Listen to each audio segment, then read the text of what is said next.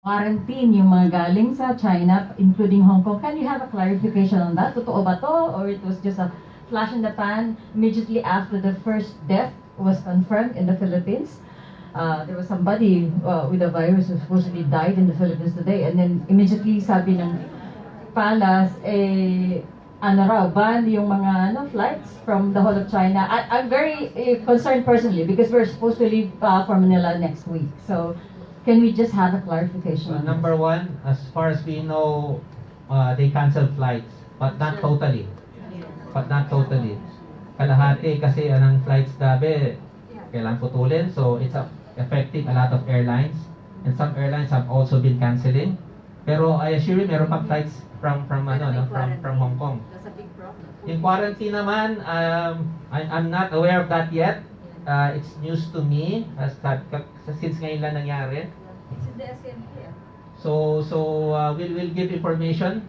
We'll come up with an advisory. We'll try to clarify it. I cannot make a conclusion or any statement right now kasi may kalalabas pa lang. And also po din yung from Philippines coming to Hongkong. Because may friend kami na nandoon. Oo. So siguro ang ano lang, before going to the airport, please contact your airlines. So that hindi kayo maabala, no? Thank you. Simple tanong lang po, Conjen. Tungkol po sa mask na ina-arrange na mapapadalo dito, gusto kong alamin paano yung process ng distribution. May mga shelters tayo dito na may mga terminated workers. Tapos, doon po sa hindi nakaka-receive ng information, for example, for this meeting, I have to say this kasi we're not able to receive the invitation. It's a very important meeting. And sad to say, we're not able to receive the invitation. So maybe to update the list, or I'm sure you have our contacts. I have to say this. Thank you. Thank you, Dolo. The fact that you are here says that we were able to, to at least get everyone on board. Pasensya na po kung hindi minsan umaabot. Perhaps there's some miscommunication or email ninyo dapat yung i-update. But since you are here, I've asked Consul Bob to get all your contact details. Paki-update na lamang po and we'll make sure next time you'll be able to get the invitation in a timely manner. Ngayon, yung question about mask, nakikiusap lang po ako because this may create an unnecessary panic or an irrational behavior for some people. Kasi yung iba naman dyan, meron ng mask, wag na po tayo muna makipag-unahan.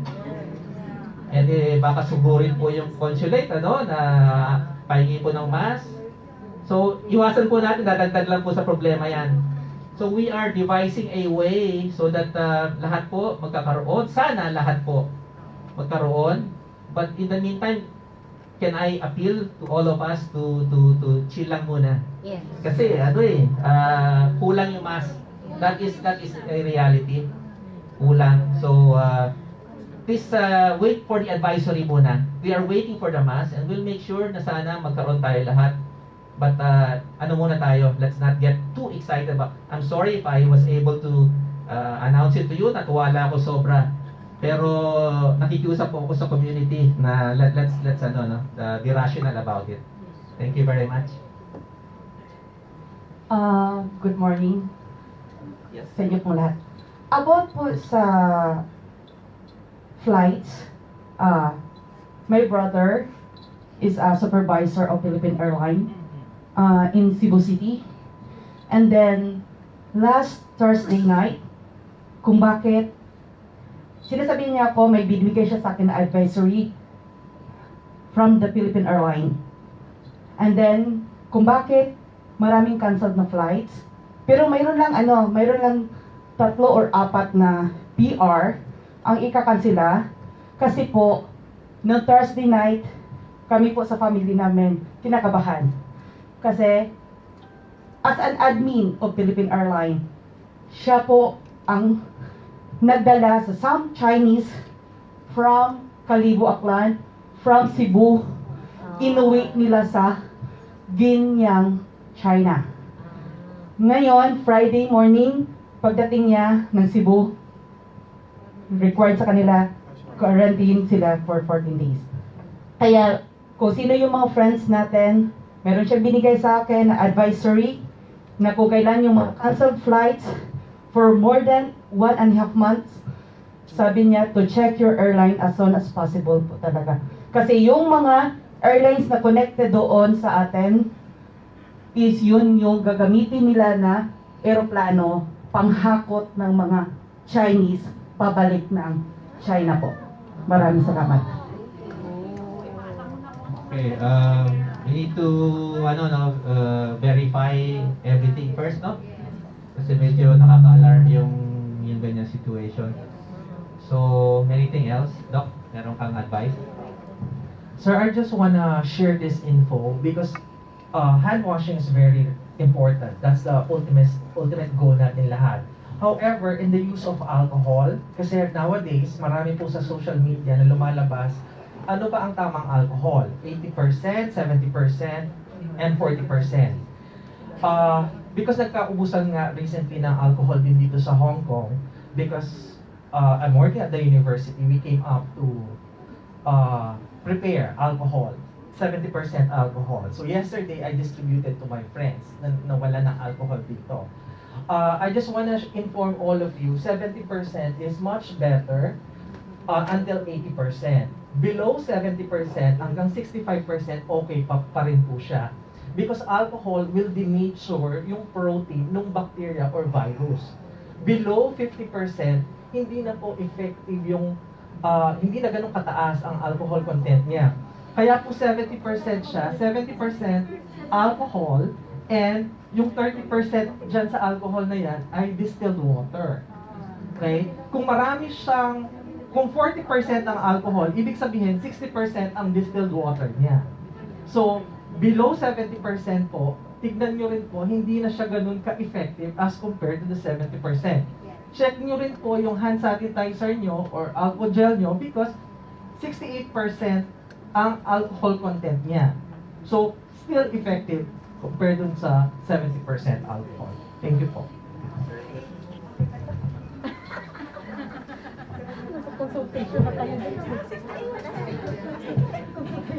Magandang umaga po sa ating lahat.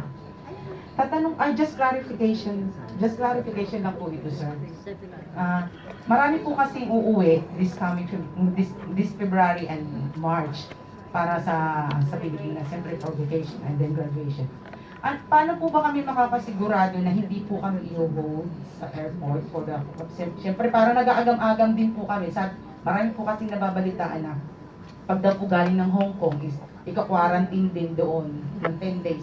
Eh kung ang bakasyon po lang namin is 14 days o 7 days, paano po namin ma-maintain po yung agam-agam namin is paano po magkakaroon ng kalinawan na?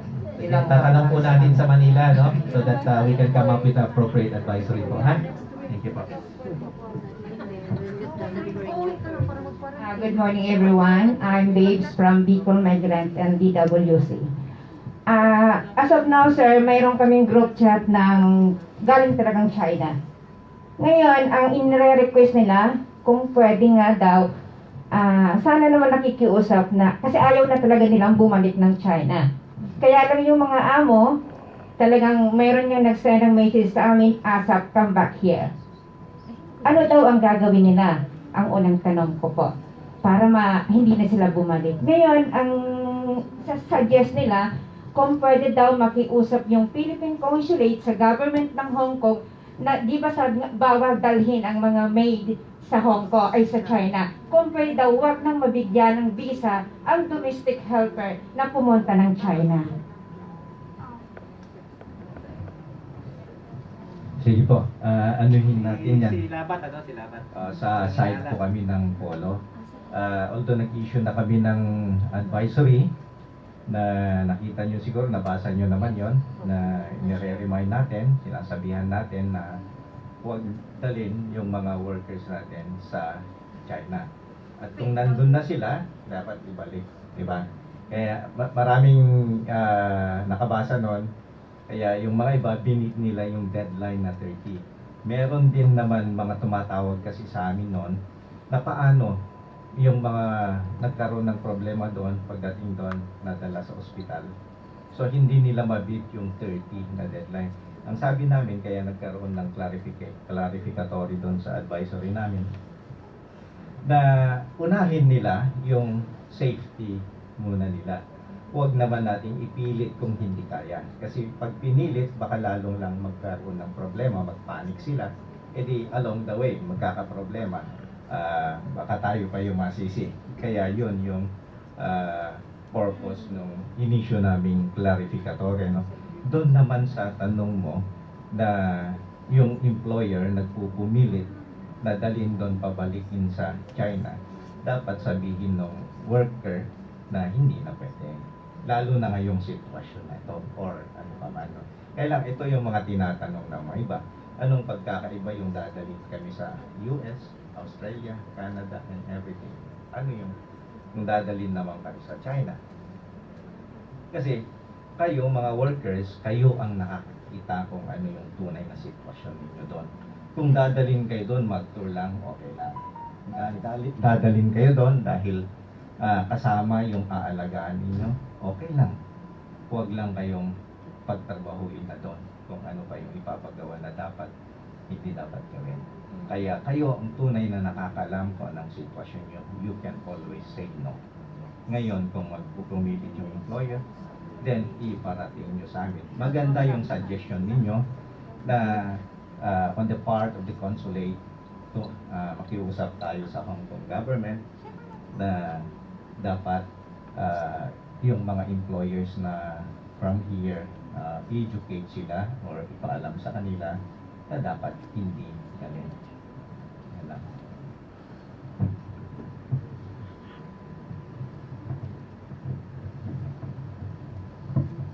Good morning po, Sir. Michelle from Kalinga Province po. Sir, concern lang po kami sa isang kaibigan namin na mula pong na-declare itong coronavirus, hindi na po siya pinalalabas ng amo niya. So, kaninang umaga po, nagpaalam siya sa amo niya kung lalabas siya, pero ang sagot ng amo niya sa kanya, going out or terminate. So, ngayon po, sabi ng kaibigan namin, hindi niya alam kung anong gagawin niya, kung hinihingi niya po yung advice kung ano po ang pwede niyang irason sa amo niya. Kasi kailangan din po niyang lumabas, may mga kailangan po niyang asikasuhin po. Salamat po. At saka sabi pa ng amo niya, ibibigay din ngayon yung LS kung going out yung sagot niya sa amo niya. So ano po yung pwede naming sabihin sa kanya para masabi niya po sa amo niya. Thank you po. Okay. Sige. Ako na lang naman dyan. Yun yung sinasabi ko ulit sa inyo, no? Kayo talaga yung magde-decide. Anyway, dito naman valid ang pag-terminate. Mag-comply lang yung dalawa. Yung 1 month notice at saka yung 1 wage in lieu of notice. So kung abrupt yung pag-decide na ganyan, magbayad ng 1 month notice. Ay 1 month wage in lieu of notice. Kaya lang yung tanong dyan, kung ikaw ang mag-decide, you have to pay. Ganon din naman ang employer. Pero baka pwede niyong pag-usapan with employer. Kung ibibigay naman yung long service na sinasabi din, nasa sa inyo yun. Basta meron naman kayong 14 days din to look for another employer. Yun na nga, no? Yung technicalities about who's going to pay. Wag po kayong, you shouldn't fall for the trick na kayo po ang pagkikwitin, ano? Because that means kayo po yung bumaba, di ba? So I think that's very important thing to note. We need to be wise about situation. So yun lang, ano. And yung sinabi ni na baka pwede nang pag-usapan. Thank you. Tsaka pwede rin tumawag sa polo, no, kung talagang hindi na niya kaya yung situation, no. Pakitawag si Ala Tony, ha? Good morning po. I'm from Migrant Timor Chapter. Meron po, hindi po siya direct na member namin. Yung member po namin, may kasama po siya sa bahay. So, happen na nasa Pilipinas po siya. Pabalik na po siya ngayon. At ang sabi daw po ng employer ay, bakit pa niya kailangan bumalik? Alam naman niya na delikado na dito. So, siyempre po, si helper, gustong bumalik dahil may contract siya, di ba? So, ang ano po sa kanya ng helper, ay ng employer, pag bumalik ka dito, you cannot go inside the house. Hindi daw po siya pwede tumuloy ng bahay nila at kailangan daw po niya magpa-quarantine ng 14 days.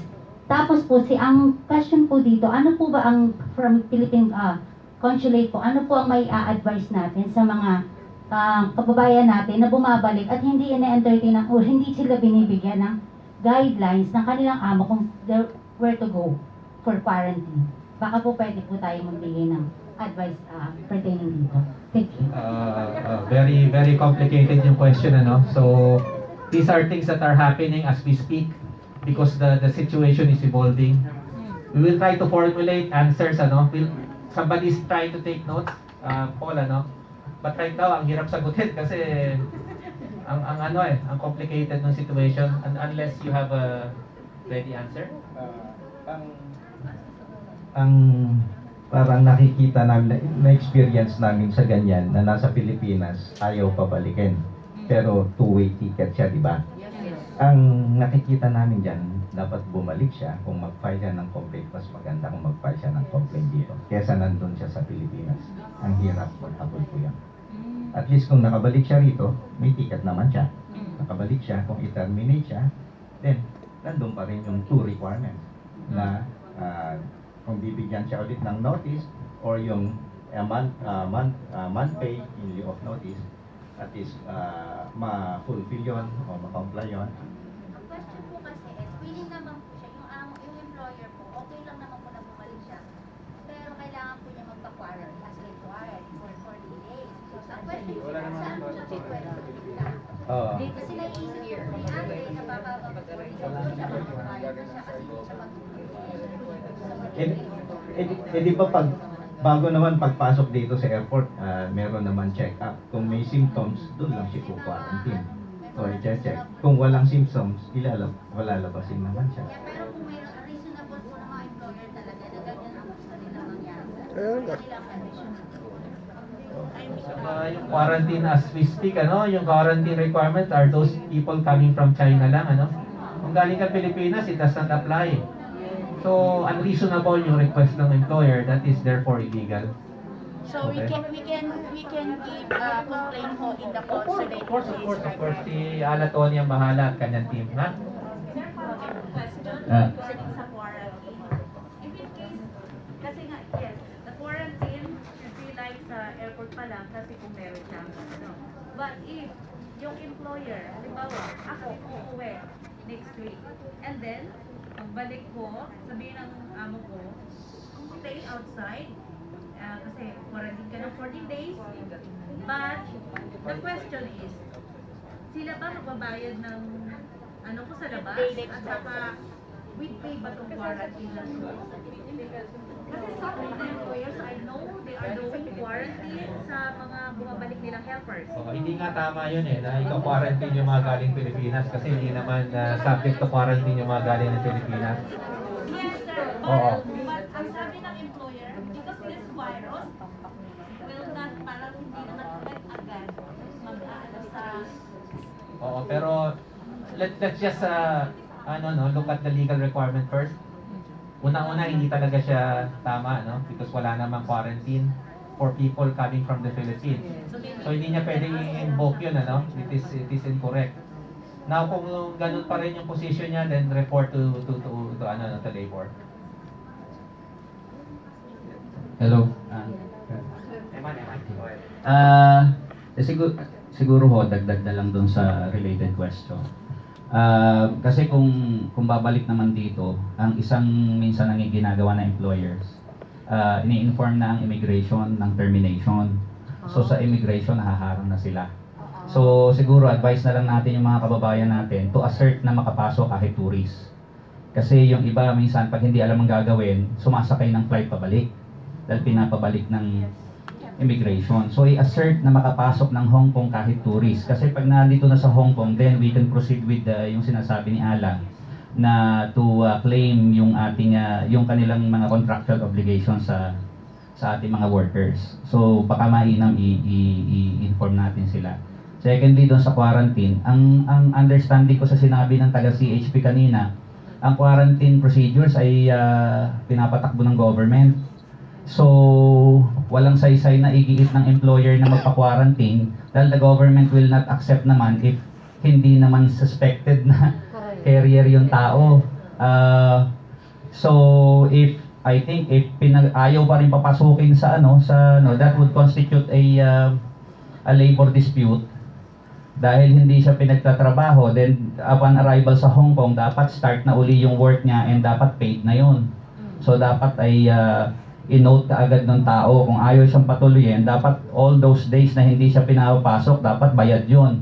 And then proceed with the labor yung complaint para maasikaso. Yun ang tingin kong pwedeng immediately gawin. Kasi with regards to the quarantine procedure, ang tingin ko, only the Hong Kong government can decide on that eh. Wala sa side natin. Self-quarantine. But then again, tama yon, pwede ang self-quarantine, pero dahil in-impose ng employer, they should be paid. Ibig sabihin, by the time na dumating sa Hong Kong, dapat bumibilang na yung working days niya na bayad. No? At dapat din yung cost will have to be borne by the employer, not by the worker. Siguro, I think that is something that we can assert. I'll just proceed to my question po, Conjen. Babalikan ko lang yung sa Labor Department na advisory. Of course, kanina tama naman, mahirap i-giit with the CHP kasi hindi naman sila naglabas But I think if I may suggest, baka the consulate through the technical working group can also make a representation para sa community doon sa ating concern. Kasi I think ang hindi na konsidera doon ng Labor Department, una, by singling out migrant domestic workers, that already constitutes discrimination. And wala namang general advisory for everyone na huwag lumabas. So nung sinabing huwag lumabas ang domestic worker, actually, na-single out na tayo. I think doon nagmumula yung ng mga tao, yung concern na parang ang maraming implication yon. One implication is that yung i-create noon na stigma na ganun, domestic workers can actually cause yung spread ng virus. Well, in fact, ang katotohanan ng ating kababayan nahawa sa bahay ng amo, or not nahawa, but nagkaroon ng direct contact sa bahay ng employer. So kung gamitin natin yung argument, going out is actually doesn't mean na sa dito yung tayo ay magiging prone na maging carrier, no? Kung ganun kasi ang magiging logic, then dapat the whole household wala nang lalabas. No? Tapos yun nga, pinamamalengke araw-araw. I think na-discuss naman kanina. So meaningless eh. Kaya parang hindi tama. And I think we should clarify that with the Labor Department. Kasi until very recently, ginigiit nila na it's appropriate. Today po, nagmo-monitor kami ng mga hindi pinalabas. Actually, marami. No? So, and I'm sure meron ng impact yung announcement o yung advisory. Marami naman po sa kanila, hindi naman tinatanong kung okay lang o hindi. Kundi binibigyan na lang ng instruction, hindi ka lalabas. Again, that constitutes a direct violation ng labor law. Pero nasa disadvantage kasi yung worker. Hindi madaling sabihin ng Labor Department na hindi ka pwedeng pagtrabahuhin. Magmumulta si amo ng 50,000. Madaling sabihin din na mag-complain ka pagka violate yan. In paper, yes. Pero in reality, hindi naman lingid sa kaalaman ng Labor Department na kahit nga wala ang ganitong situation, during rest days, pinagtatrabaho bago umalis, pinagtatrabaho pagkabalik ng bahay. So how much more yung hindi ka na palalabasin sa iyong rest day. So ganun ka vulnerable yung ating mga kababayan. I think, again, yung pag-impose or pag-suggest ay nagki-create ng kasi authority sila eh. They should be more careful.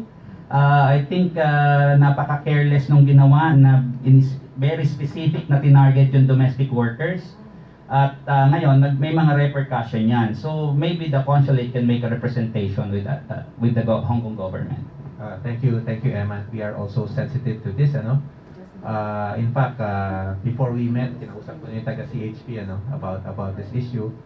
Sabi ko, resentment, yung community about being tagged, as a particular sector, na dapat hindi lumabas, and it was clearly enunciated in by the Labor Department pa, So sabi ko, parang hindi tama yun, So can you send it to your superiors and perhaps something could be done about it, So, clearly, ay parating na po natin sa kanila, and they're quite,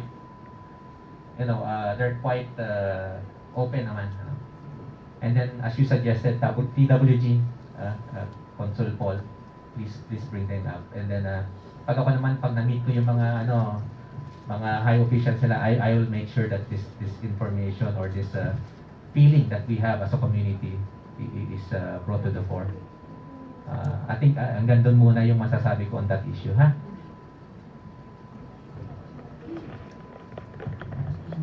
Since advisor ako ng Domestic Workforce Corner, it's mainly, well, ang members nila ngayon, 40,000, mainly newly arrived domestic workers. So, it means marami sa kanilang hindi masyado informed, madali silang sabihan ng amo ng hindi tama. And I've encountered a lot of this, and it's really bothersome na yung mga amo, ginagamit yung labor advisory to tell them, sinabi na ng gobyerno na you cannot go out. And they really should at the very least clarify this, that this is advisory because it's being used.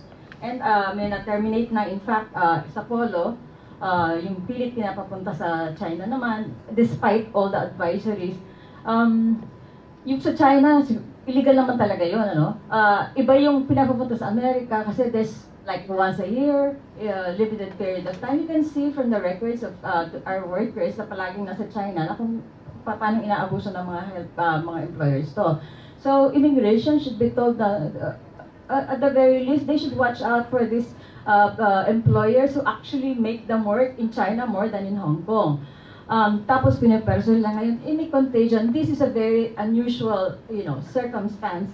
Lalo na ngayon, hindi sila dapat magpapunta sa China, pinapain nila yung mga workers natin doon, andun yung contagion, papapunta nila doon kasi papalagaan yung mga anak nila. That, is not only inhuman, it's also, illegal, patently illegal. And we should tell naman, immigration, to watch out for these employers. Kasi pag nag-terminate sila, dapat may kasalanan ng employer. Hindi yung mag-aayos kayo, mag-usap kayo kasi gusto mo namang mag-terminate dahil ayaw mong pumunta.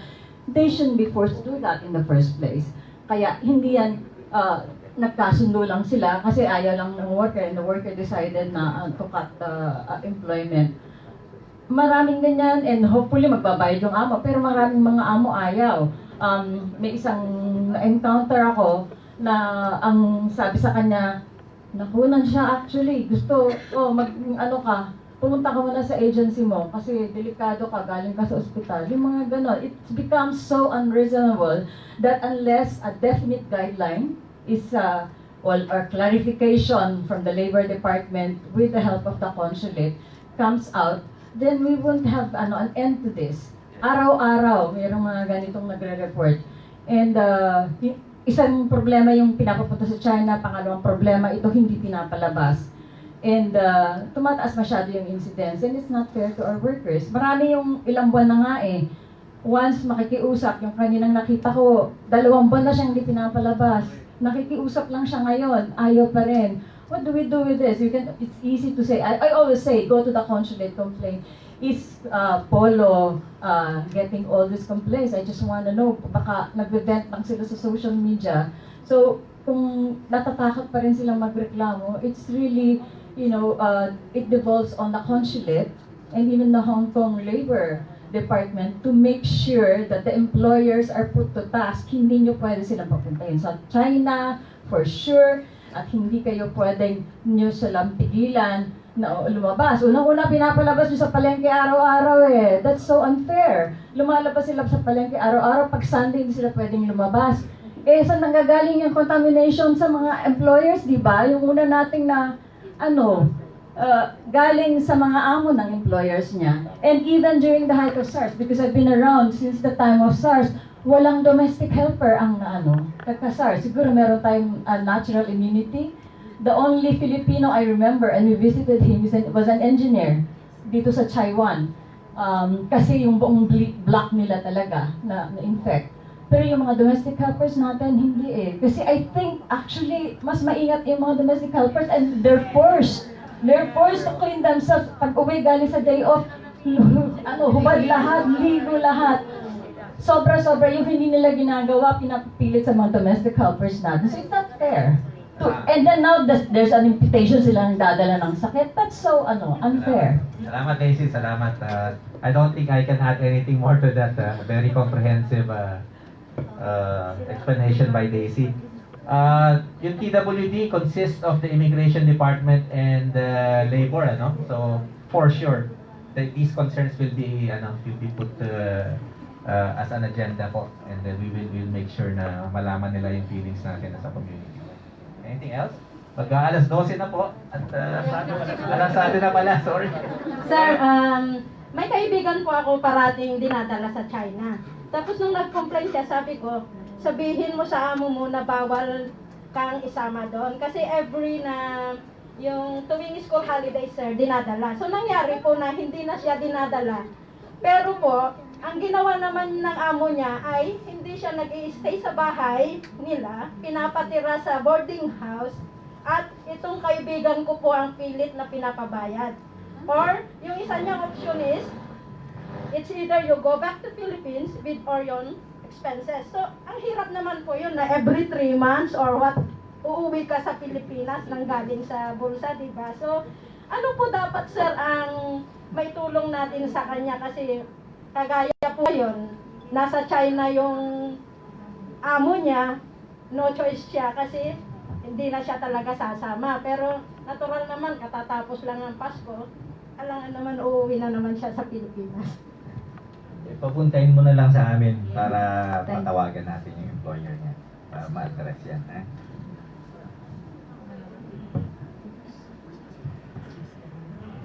Good afternoon, sir. Sarah from LPU. Meron kasi kaming member ng LPU sa nag-chat siya sa amin sa GC. Sabi niya nasa China siya and then they will be back here on Feb 6. Tapos may pinasa siya sa aming picture na ito po yung nakastick. Pasuyo nga. Yun daw yung nakastick nang kumuha yung amo niya nang nakakuha ang amo niya ng visa para sa kanya. Ano daw po yan?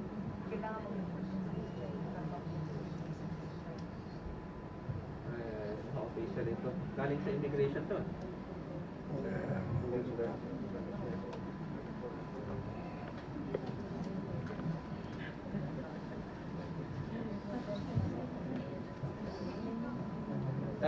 Pwede, ngayon din lang namin nakita so we're not familiar.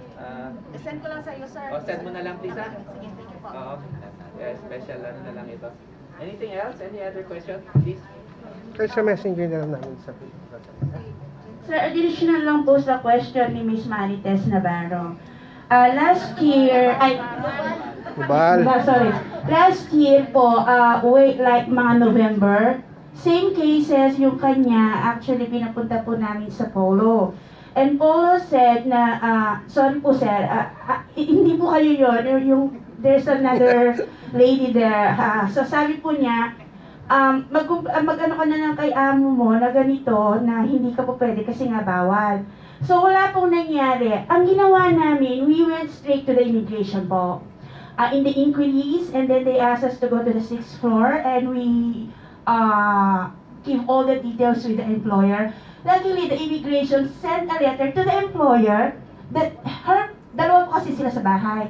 And her one particular domestic helper, yung pong tinutulungan namin, hindi na po siya pwedeng pumunta sa China na dalhin niya. Kaya lang po yung kasama niya ngayon, recently, siya naman yung nagreklamo.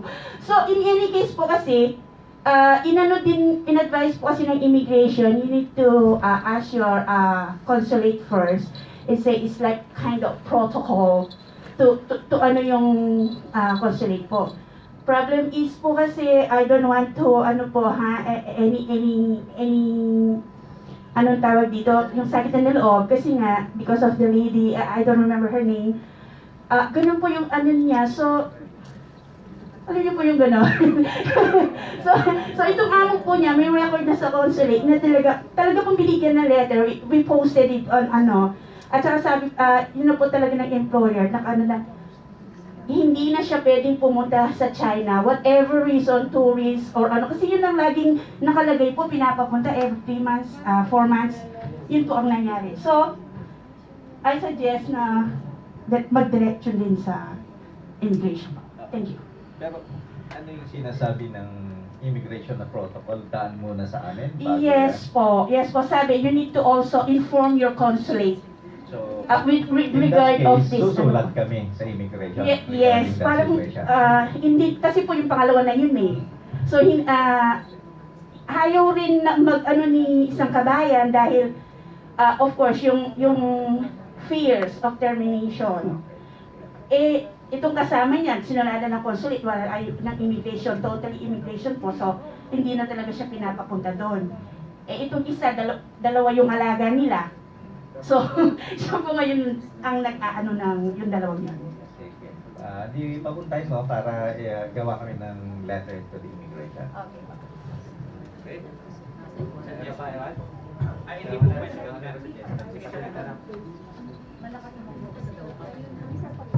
Good afternoon po, Rosario ng Kalinga Province po. Meron lang po akong i-share na kapitbahay namin. Kasi siya, dinadala din siya ng amo sa China. And much more, hindi rin siya masyadong pinapakain. Ngayon, ang ginawa niya, bago lang siya,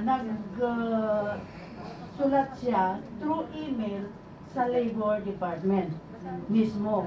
Ngayon, nung nalaman ng amo, kinat off nila yung communication niya.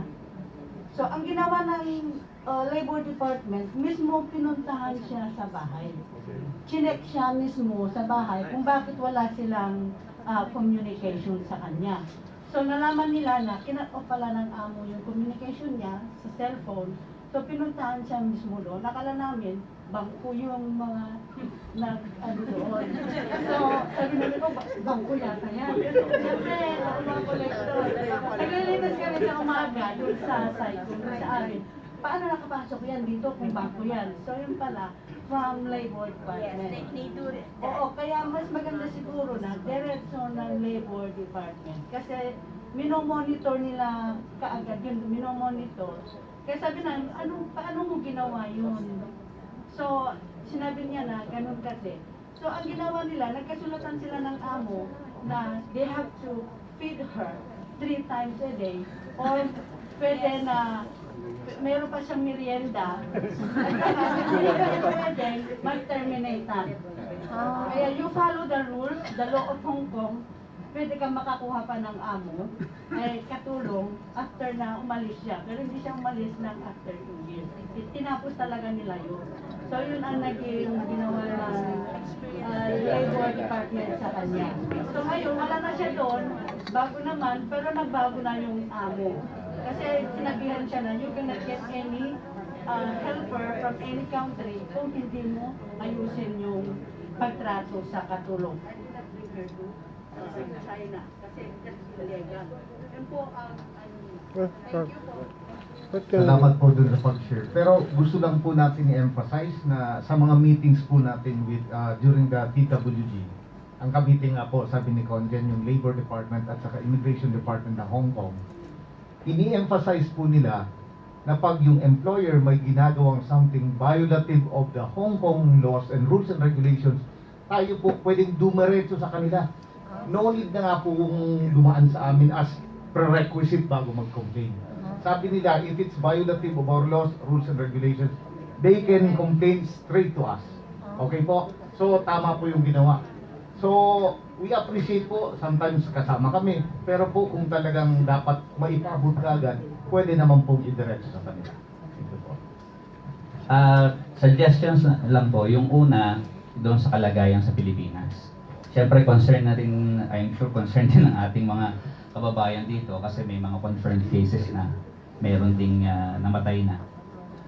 So, baka pwede yung may gawing paraan para mabigyan ng regular updates yung community with regards to saan ba yung mga confirmed cases, saan mga location. No? That will help din yung ating mga kababayan na makipag-communicate with their families papaano yung mga pwedeng gawin para makaiwas. Huwag namang mag-cause ng panic, but rather parang at least caution yung mga tao nasaan ba talaga yung mga confirmed cases. And na dito naman po sa Hong Kong doon sa sa mask. nabanggit niyo po kanina, inaayos pa yung parang paano yung mechanism. But if I may suggest, baka po pwedeng mag-prioritize din tayo ng mga kababayan na nasa temporary shelters.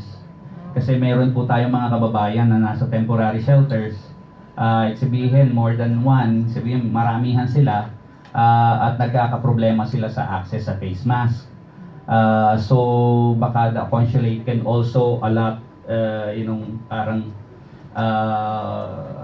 tawag dito, yung distribution for temporary shelters na nag-house sa ating mga kababayan dito sa Hong Kong para lang ma-ensure na hindi na nila pinoproblema yung may problema na nga sila sa trabaho, sa tirahan, sa kakainin, may problema pa sila ngayon sa mask. So baka makakatulong sa kanila yon. Yun lang po. Thank you, Eman. We'll make sure yung concerns mo are taken on board, especially dun sa mass and distribution. At saka yung kung whatever's happening in Manila, we'll try to come up with, i-include natin sa advisories natin, if lalo na pertaining to Hong Kong, kung meron mga cancellation or whatever, let's try to get those information, and put it in an advisory para siguro yung mga quarantine. Kasi baka for now wala pa, pero baka mamaya magkaroon din kasi nga mabilis nagde-develop. May mga confirmed cases sa Pilipinas, baka mamaya mag-impose na rin ng quarantine procedures. Then we should be made aware of Thank you. Kaya nga, pati Hong Kong, yung Hong Kong, kung meron ba sila na yung coming from the Philippines to Hong Kong, meron ba silang, baka may bago na namang policy. Okay. I think we've had a very fruitful and very interesting discussions, And I really thank you sa inyong lahat for your concern and for your, coming over here. That's a big testament to your commitment, bilang community. And nagkakaisa po tayo, that's most important. And then we communicate with each other kung meron po mga problema at suliranin. That is most important. So, yung mga alis po, meron pong mga iniwan yung taga-CHP na mga leaflets, info leaflets about the disease, and then how to prevent catching one. And then, yung mga hindi nakalagay sa mailing list, please make sure na nasa list kayo para next time po makakarating sa inyo invitation. Hindi po namin sinasadya kung hindi nakakarating, meron lang po sigurong glitches. Pero let's make sure nakalagay po yung mga pangalan ninyo po. Thank you po.